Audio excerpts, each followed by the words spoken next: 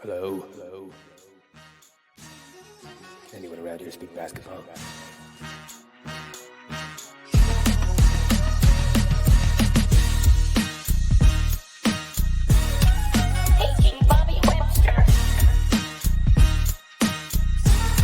This is Adam Silver.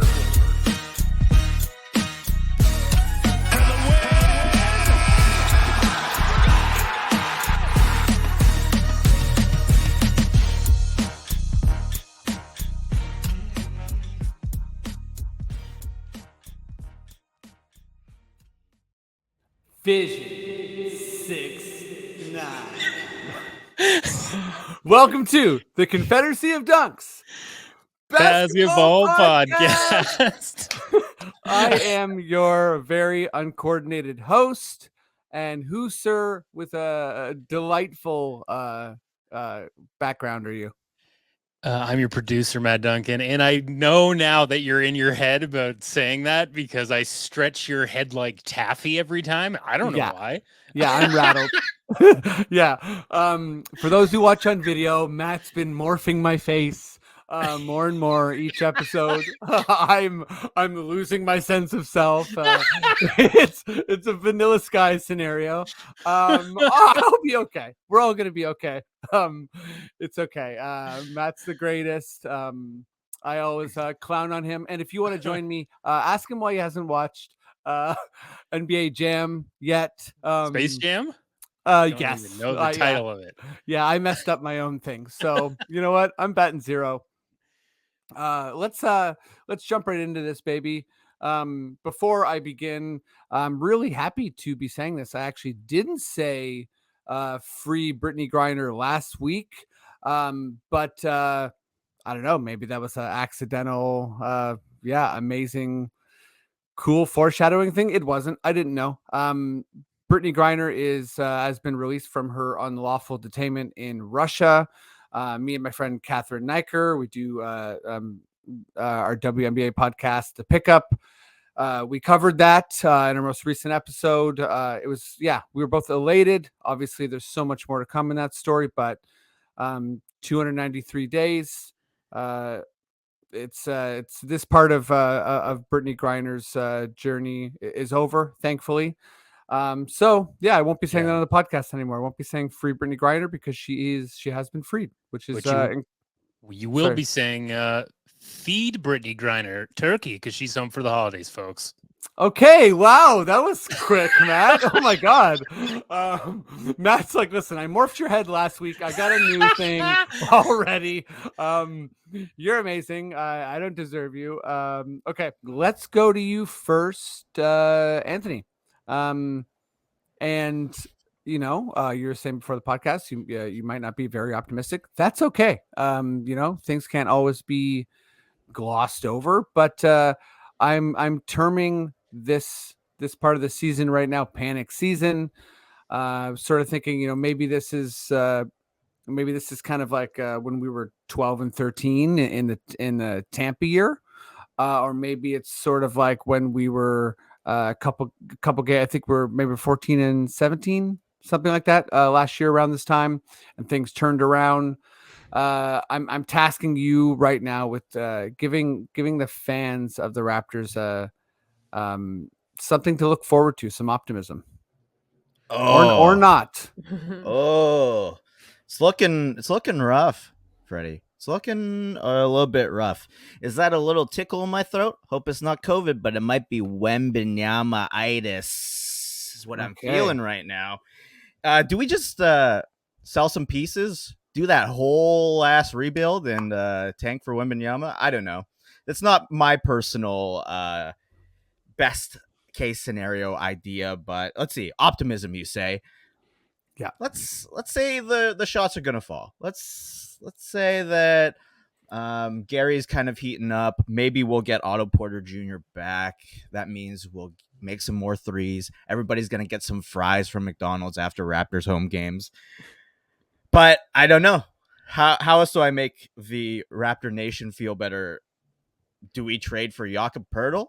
Do we get a little yak and spice? Is that what brings us holiday cheer? Or do we give the young boys a chance and let Fred VanVleet maybe like have a little break. Don't play him for the entire second half like we saw in the Orlando Magic game the other day.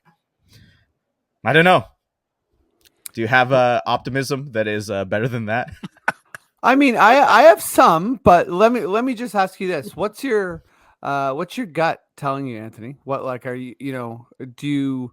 I know that, yeah, it seems like there's a lot on the table right now. What, things can change fast, right? Or maybe they can get worse. Who knows? What's your, yeah, like, what's your true North Star saying? That's not a saying, but what's your actual, if you look inside yourself, what do you actually feel like?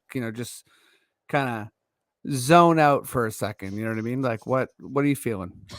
If I look into the heart of hearts, Yes. my true fan mindset, and actually believing in this team and believing in Vision 6-9, I think we are going to get through it.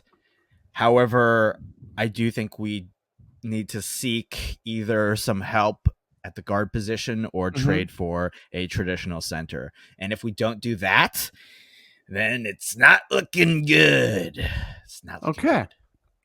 Yeah, I think that's pretty fair. I think there's a lot of noise right now. That's sort of where I am. I usually try and, see the long view, stay the course sort of thing.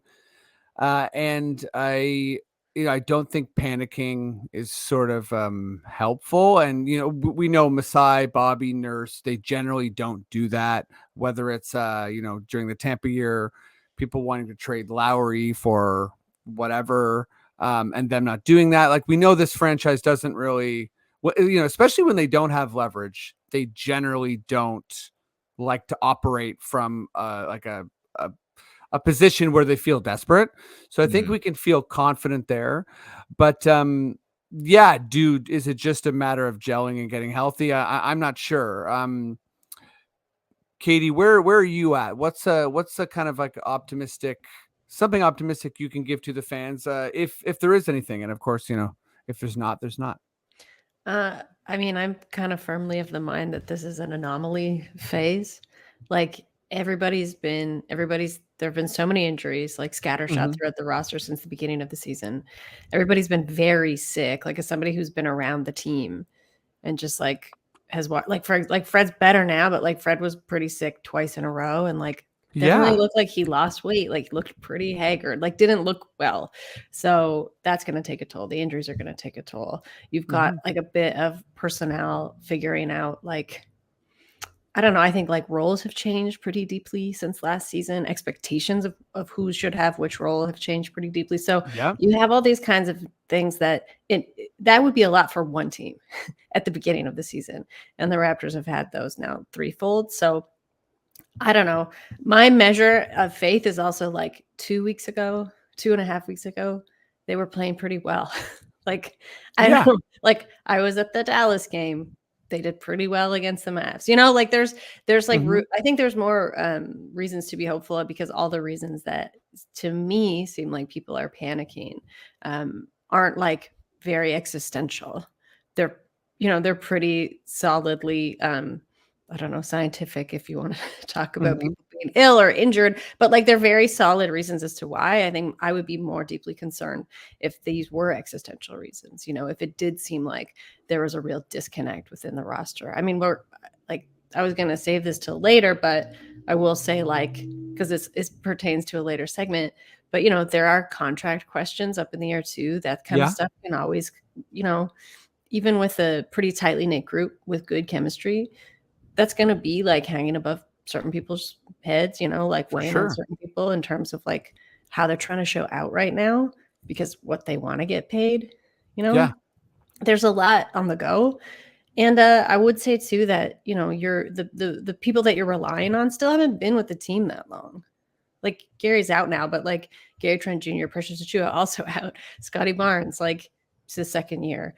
Yeah, you've got your core, like, but I think they're playing pretty well. Fred can't do everything, but he's looked phenomenal. Pascal's looked phenomenal. OG's like defensive player of the year candidacy, I think, is pretty much like assured, like to be in the running. I won't say like he's going to get it, but like to be in the running, I think like that's pretty well in hand. And I don't know. Like, if anything, my criticism kind of falls on Nick Nurse at this point. Mm-hmm. I think there have been some points when he could have really gotten behind players and didn't really seem to be doing that, or didn't necessarily have a plan for when you're kind of the roles would look a little bit strained, and people would Yeah. want more minutes or want more responsibilities, but like maybe they weren't really up for it. There've been a lot of questions like that around Gary Trent Jr.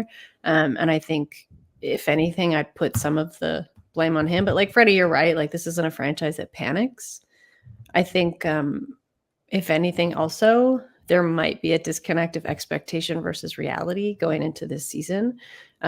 Last season, we knew it's kind of like, okay, it's a retool, recalibration season. We said it a lot. Yeah. That made sense. There wasn't really a set goal for this season going into this season. Some people seem to think it's like championship or bust. Me, I'm kind of firmly of the mind, like, get to the second round. Mm-hmm. Have like a deep second round run, maybe not even a second round exit. Like, that to me feels like still very much attainable. And the last thing I'll say is you look at the broader NBA standings, it's just like a mess in terms of like who's where and the reasoning behind it. But if you look specifically in the East from 5 through 9, the records are almost identical. And like the Raptors have fallen to like have had a pretty rough stretch of games. I'm not trying to like let them off the hook for that. Yeah. When you look at like where the teams sit, 5 through 9, what their kind of win-loss records are, they're almost the same. They're off by like 1 or maybe 2. And like that's a huge field, right, of teams also like in a struggle. Some, to go back to what I said earlier, more of like an existential struggle than I think what the Raptors are facing. So I get the panic because it's, I guess, fun to panic sometimes. But like, as someone who's maybe a bit more like close to the team, but like arm's length in terms of my concern, I don't feel like it's panic time just yet. It's also December. We're not even a quarter of the way through the season yet. How was so that? That's amazing. That's great. So no, really though, I think it's like I feel like you were like drawing a cold bath and gonna throw me in, but I just like jumped in anyways. You know what I mean? I was like, I need this. I just did a cold plunge. How does your thyroid feel? Good? Reset. Yeah, it feels reset. Oh my God. But I want a couple things. So I want to go to expectations. And I think that I'm a good example of having potentially I'd say likely at this point, outsized expectations. So I was thinking Raptors 3rd in the East. And, I thought this team was going to be like I thought they would still struggle in the playoffs, but I felt like we had built sort of like a regular season juggernaut. Mm-hmm. That could deal with not injuries to this degree. But I really was believing in, I guess, like this idea, like the Vision 6-9, but also sort of that Messiah is, and Bobby are building up all these assets to like potentially consolidate, etc. So I think expectations is a big part of it. I think, having a good time panicking and living in the now, losing twice to Orlando, who, I know it's like so bad we're losing to Orlando, but a little bit of credit to Orlando, who's on a 3-game winning streak and finding a bit of their own groove. And I've said a million times that I do think we're living in the era of parity, where a lot of teams, the good teams aren't as good as we think they are, and the bad teams aren't as bad as we think they are. So there's this kind of big squish in the middle. And then, I also really like your point about kind of thinking about this as a crisis and not an existential one. So I'm sure a lot of people, would disagree with me on this, but when it comes to Fred, right? So I think Pascal, OG are having remarkable years, right?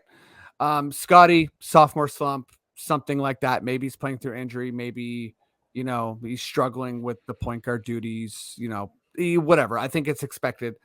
Fred, I think,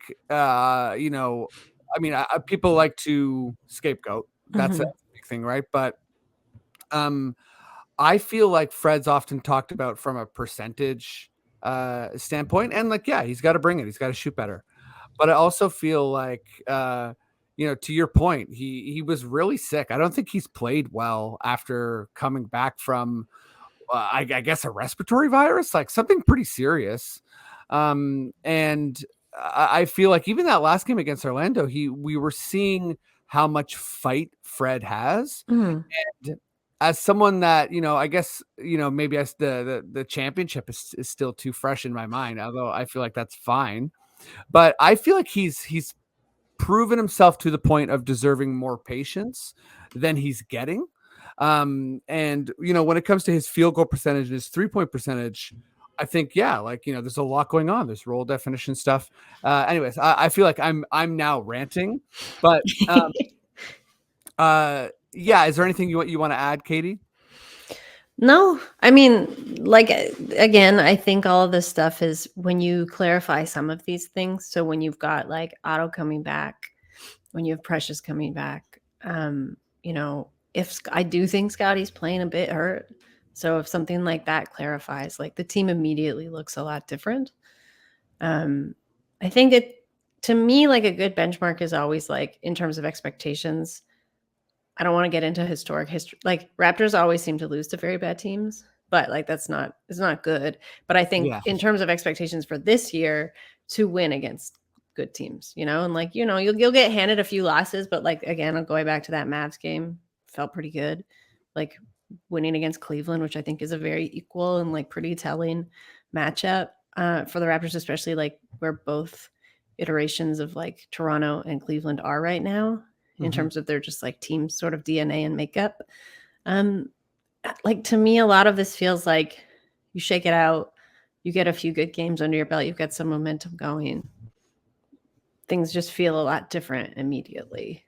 And like failing that, you go into the new year and you kind of treat it as like a bit of a clean slate, right? But to me, like if you sort of get some of these bigger problems, like tangential problems in hand, a lot of this doesn't look the same anymore. I totally agree, and I think that's sort of where folks can draw some optimism right now. And I also just think that people who are prone to panic, sorry, Freddie, are just going to do that no matter what. Like there's always a reason to hate on, like, I don't know how you can hate on Fred, but like there's, even if he has like the most productive game of his career, there's still like people would still think he didn't do something right. Like he is a scapegoat in that sense. People still think that of Pascal and OG. Yeah.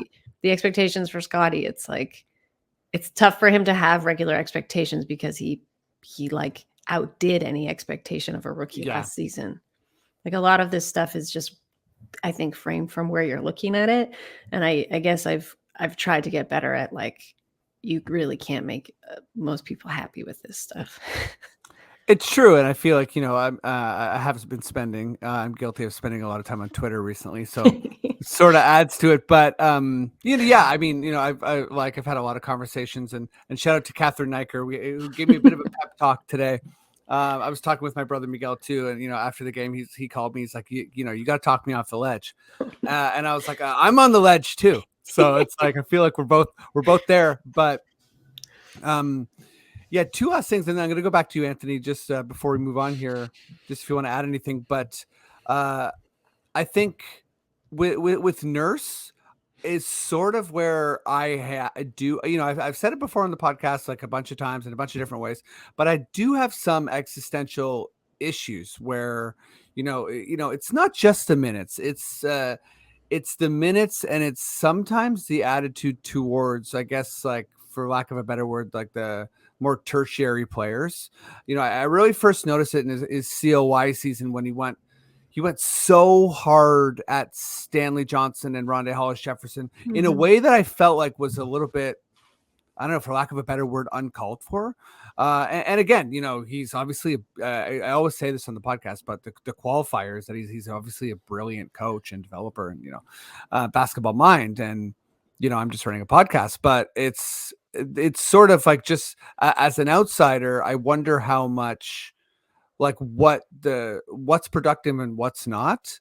And then I guess I got some optimism right before I started the pod, because I watched Nurse's and Pascal's interviews today. And they were both so optimistic and so like, it's okay. Everybody calm down. And Nurse was like, yeah, it's a rough stretch, but I believe in this team. We're good.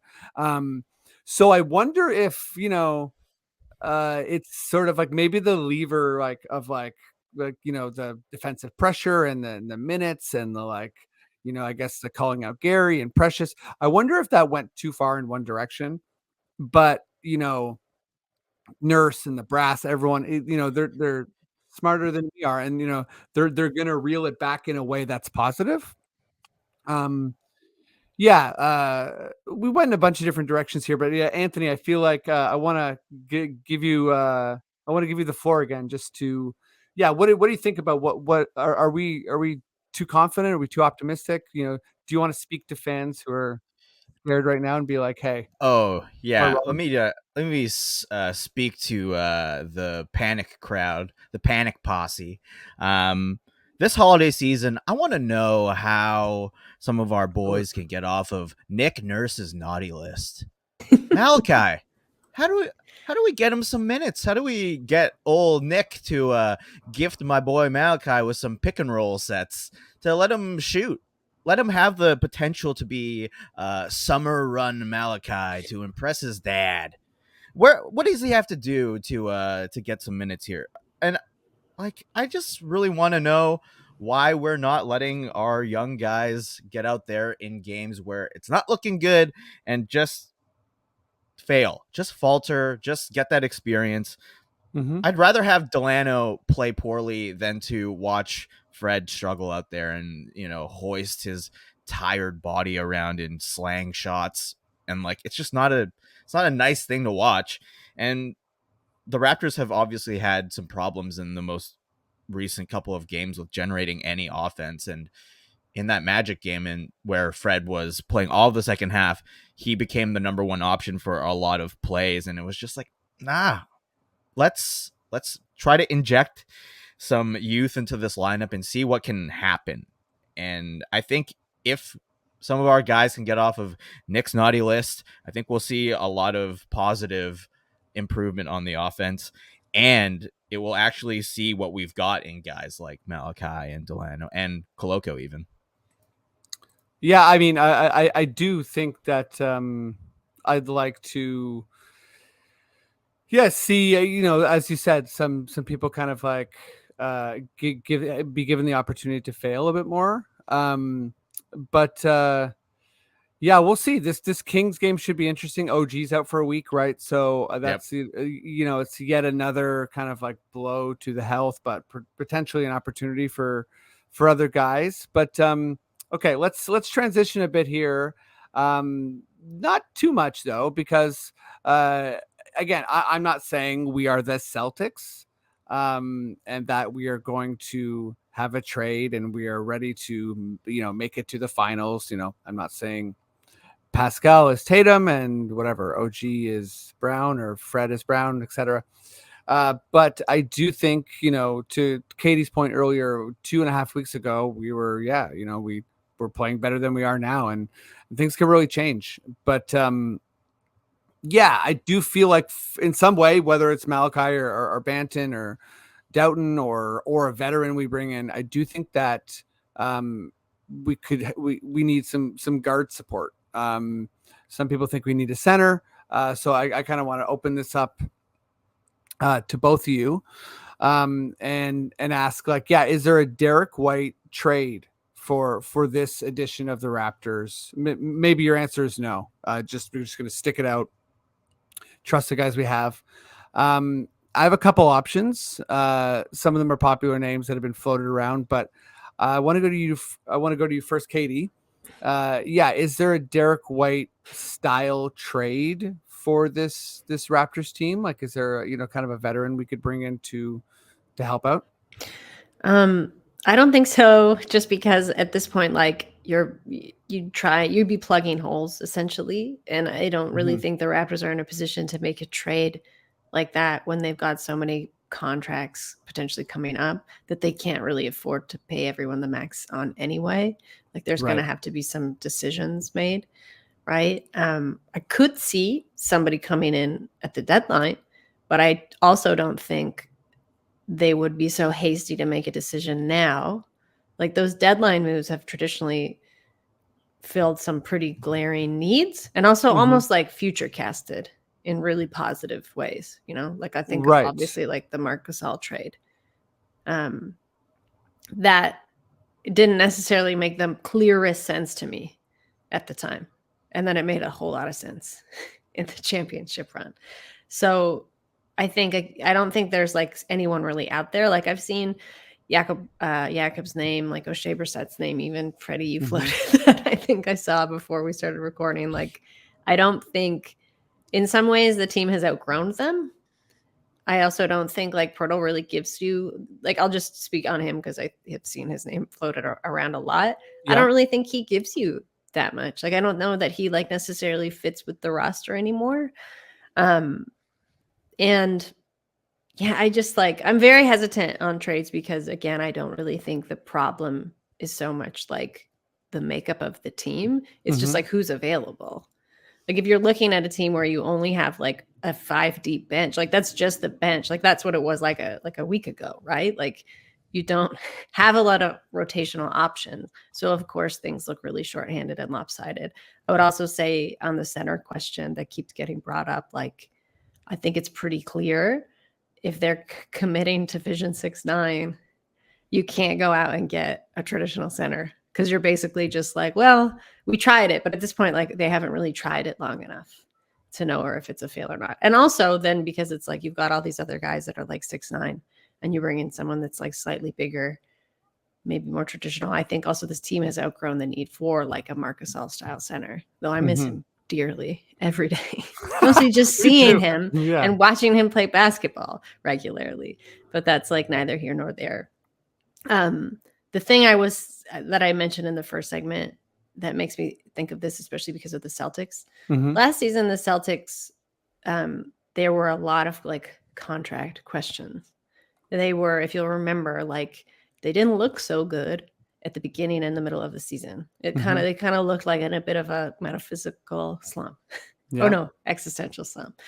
I don't want to get mixed up. And I think that's because a lot of stuff gets clarified in contracts and salary concerns. And when you have that hanging over a team's head, especially with their star players, it really adds to some weight. And I think now when you look at the Celtics, like first in the league, the way that they're playing, it's like such a completely like they know themselves to such a degree that team just kind of works on a string. Even somebody like Derick White, he's like not an anomaly. Like he fits really perfectly. And you look at the coaching upheaval they've had this season, yet still they've been able to play through it. I think that really just speaks to everybody kind of like knowing where they stand and knowing what their future is with the team. The Raptors are kind of in a mirror place to where the Celtics were, at least on the contract stuff last season. And I think that's, as I said before, like adding to some stuff. I know they're also two totally different teams. So it's not like, oh, the Raptors screw this stuff up and they'll be the Celtics next season. But how many seasons did we see the Celtics kind of struggle as a mid-exit playoff team before they got this way, right? And they're playing with this kind of like, like real self-belief and like very quiet about it was like something I noticed just pregame during warm-ups when they were in Toronto. But all that said, no, I don't think there's like a Derick White shaped unicorn out there for the Raptors. Yeah, very, very fair. And I think, two things I'll kind of just comment on that I really appreciate. One is the forward thinking thing, right? So, we've seen as far as like trade deadline stuff, we've seen Norm for Gary, right? Which is sort of like a forward thinking thing. We've seen, us bring in PJ Tucker. Obviously the big, I feel like what kicked off the championship sort of like going all in run was the Terrence Ross for Serge Ibaka trade, which is really forward thinking. So yeah, it wasn't really brought in. Although I guess you could say the same for Derick White. Like I don't think Derick White was brought in to just be there for a season. Like I feel like the Celtics really decided that they needed another ball handler that they trust, and it wasn't Kemba, wasn't Schroeder, and it was Derick White. Now that they've kind of like one up that too by getting Brogdon. And to your point about the kind of the self-belief and the confidence, I remember also early in that season that Marcus Smart called out the rest of the team for ball movement, and Mhm. there was a really positive response to that. So that's pretty internal.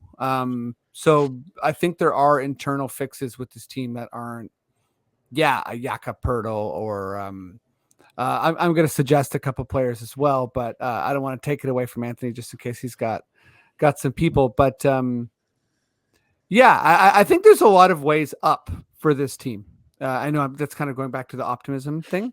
But yeah, Antony, do you think there's like a Derick White type or not? Or if it's Jakob Poeltl, that's okay. You can make a case for Poeltl as well, I think if I am going to be a spoiled brat and wish for Santa to bring me a gift that is I'm a perfect loving fit for what you're going back to the Christmas theme hard, man. You're like, it's the I holidays. was a reindeer. Let me tell Yeah. you, bro. Oh yeah. If Rudolph is guiding this team Yeah. to the destination where we need to be, I think. Miles Turner is obviously a guy who would fit, right? Like that's a ridiculous thing that every Raptors fan would be like, oh yeah, man, Miles Turner would be so great. He can shoot the three and he can actually, match up against the traditional centers that, bang us up when we're rolling small ball lineups. But like aside from that, like is there anybody realistically we can get? Probably no. Do we move Gary to Golden State and try to get like a Kuminga back? Oh my god, would that be amazing? Yeah, of course. You would have a guy who can, go get a bucket and is aggressive on offense. Is that what the Raptors need? Like just to have somebody who can score, put up shots? I don't know. Maybe it would be probably nicer to see Kuminga try to get buckets than to watch Gary do like a pull-up jumper and like brick it. Like, I don't know, maybe, but these are all just like wishful thinking, panicky sort of moves that, being chronically on the internet and on Twitter has put in my brain. But is it a real long-term fix? No. But would it be fun? Hell yeah. Sure. That's a good point. The fun thing always like escapes me because I'm like, no, longevity. Like sustainable development. But like it should also be fun. Yeah. And if Miles Turner was in any universe possible, of course.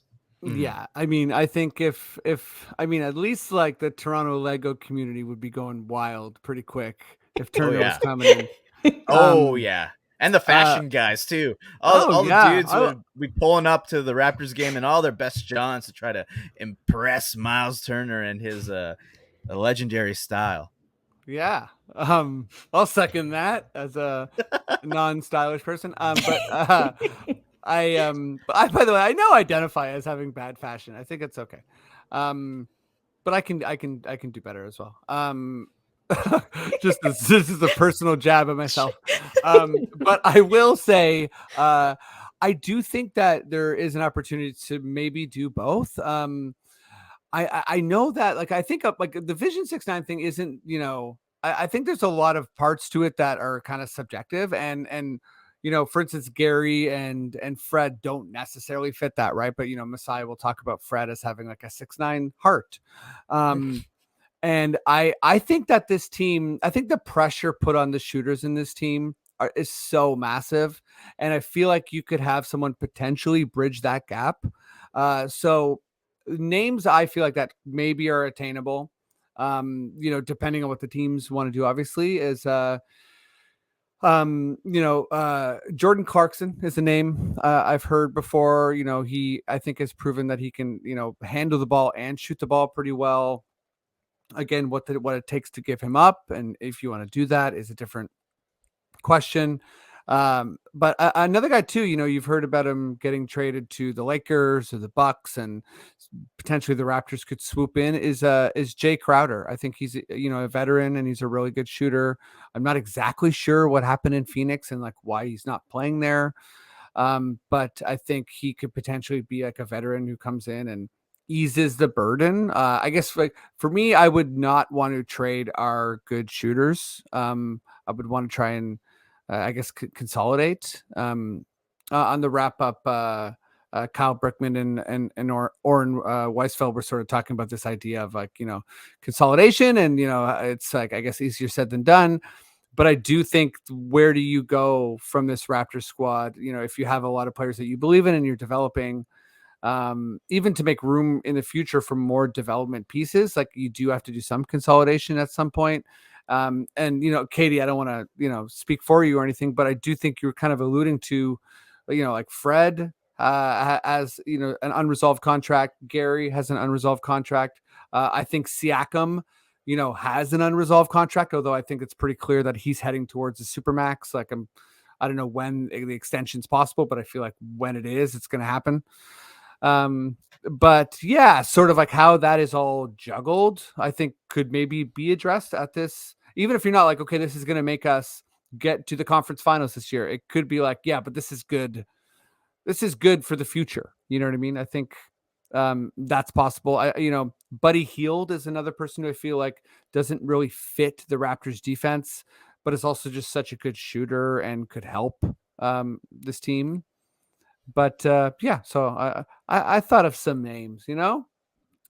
I'm so glad that you didn't appease a friend of the podcast and the controller of our fate in the world's biggest improv tournament, Matt McCready, and say Trey Murphy, because he would have just been so excited. He would have been blowing up our fantasy group chat with, "Oh, Trey Murphy, Freddie agrees with me. He's so good." Blah, I think Trey blah, Murphy's blah. great. Yeah.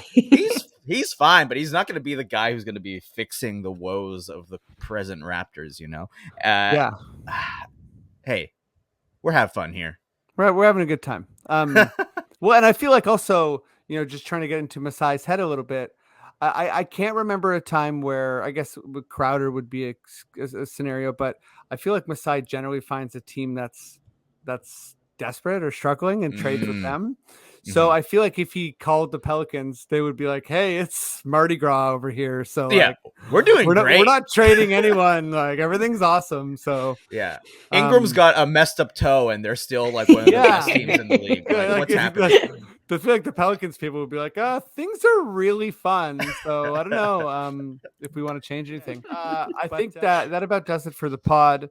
I'm going to bring Maddie back in here for our sign-offs. But just as he's getting in here, let me go to you first, Anthony.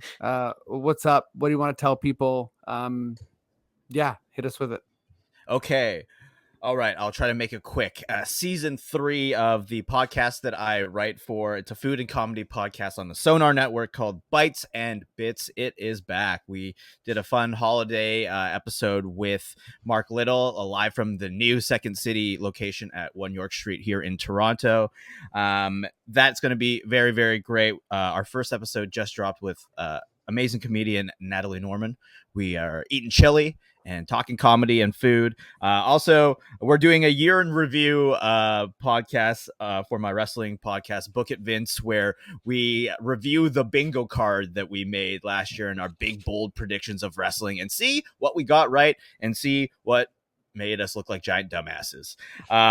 And as I mentioned, the new Second City location at 1 York Street, I am currently understudying one of the holiday shows, but go see my incredibly talented cast. They are so amazing. They're in the Second City's Guide to Surviving the Holidays, and there's a main stage show and a touring company show that's happening every night. Go check out the new space. It is beautiful. That's all for me. Amazing. I just checked out the new space this Saturday. I saw the main stage show. It was amazing. I walked in there and felt it felt nice. It feels like one of those rare moments in comedy where you're like, oh yeah, people do value us in society and we have a nice place. This is cool. It's great space. I was just like blown away. Go check out all the shows there for sure. 1 York. I mean, you can watch a show and go to the Raptors game probably if that time's out. Katie, what's up? What do you want to tell people about what's going on? As a writer, I do not have one of those spaces. Well, you deserve one. Makes me valued. No, I'm just kidding. Am I? No. You can read Basketball Feelings. You can listen to the Basketball Feelings podcast. I had Raleigh Pemberton, aka Cadence Weapon, on the last episode. Ooh. That's all at basketballfeelings.com. I will also say, specific to Raptors fans, I have an interview with someone tomorrow I hope it will cheer everyone up a little bit, or at least like take their minds off if your fingers on the panic button or not. But that will be on time. I want to say later this week. Let's say Thursday. That'll give me some pressure. You can read it there. Otherwise, I think that's it for now. Amazing. Thank you both so much for being on the podcast. You're incredible people, and I appreciate you. Maddie, Let's get greased. Maddie, let's get greased, man. Can you let's grease up ourselves first of all, and let everyone know how to follow us, how to grease up trophies in their house and that sort of thing. Absolutely. Yes. First and foremost, this is an audio podcast. So if you're on YouTube and you like the 2 segments we put up, head over to the Rapcast on your favorite podcatcher, subscribe and rate. Listen to the full episode. We really appreciate it. You can go to raptorsrepublic.com, and let's not forget the Raps paywall is up. $6 a month for those editorials. Podcasts are not affected, but the editorials are, and those guys deserve it. Oh my God, the course season, the percentages and everything else. You got to pay for that kind of stuff. It's a lot of friggin' work. So give them some support, please. And it does come back to support us as well. And yeah, that's pretty much it. Next week will be our last podcast of 22, and then we're taking a week off, and we'll see you in 23. So see you then. Amazing. Yeah, I thought that was like, so grease up. Maddie, thank you so much. You're amazing. Can't believe we're almost done 22. And again, thanks everyone for listening and following and supporting. And we'll see you for our last episode next week. Maddie, if you feel like we're done and we're good to go and we're greased, please just give me those words I love so much. Okay. Listen to full episodes of the Confederacy of Dunks only on the Rapcast.